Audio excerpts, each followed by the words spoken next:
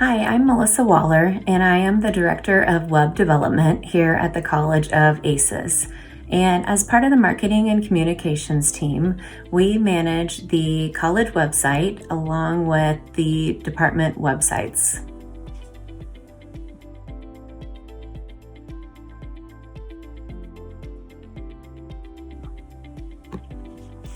So, when did I know that I wanted to be a graphic designer or website designer?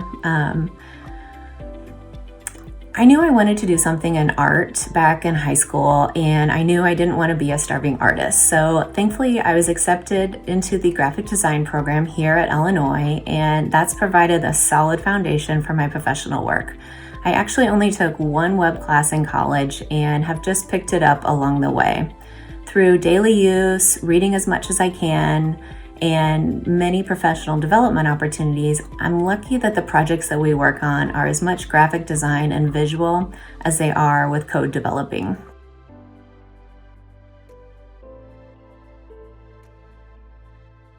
Being a foundation for WIG, the Web Implementations Guidelines Group, is definitely my best professional accomplishment so far.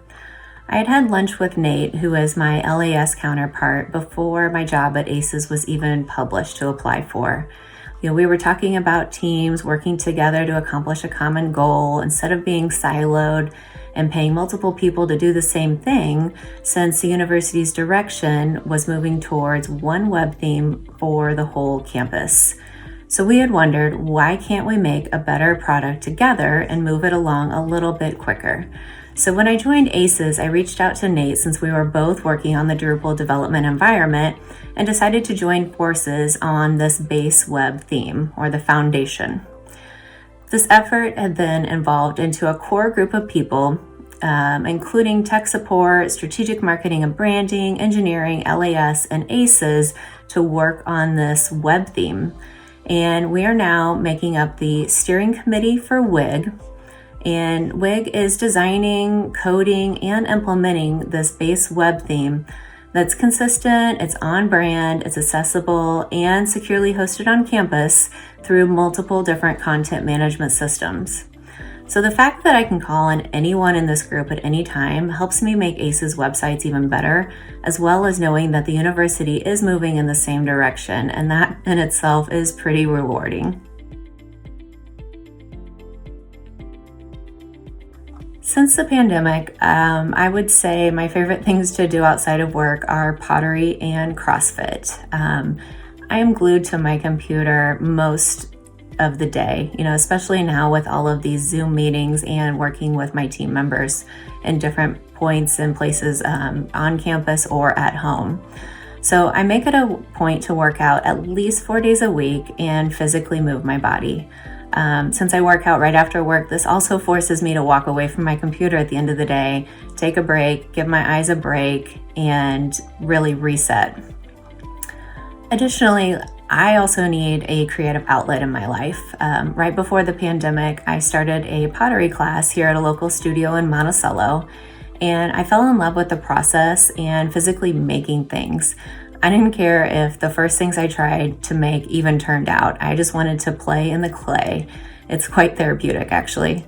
I quickly decided to buy a pottery wheel and create some pieces at home, and then I take them to the local studio to fire.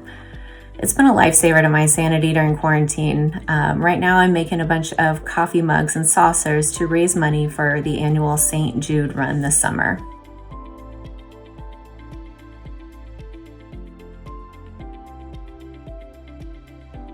Always learning something new and solving problems is probably what keeps me motivated and keeps me going. I love logic puzzles, and my daily job is exactly that. There are so many days that I smile at work because it challenges me and keeps my interest. I'm not doing the same thing every single day, even though it may look like it when I am staring at a full screen of HTML code.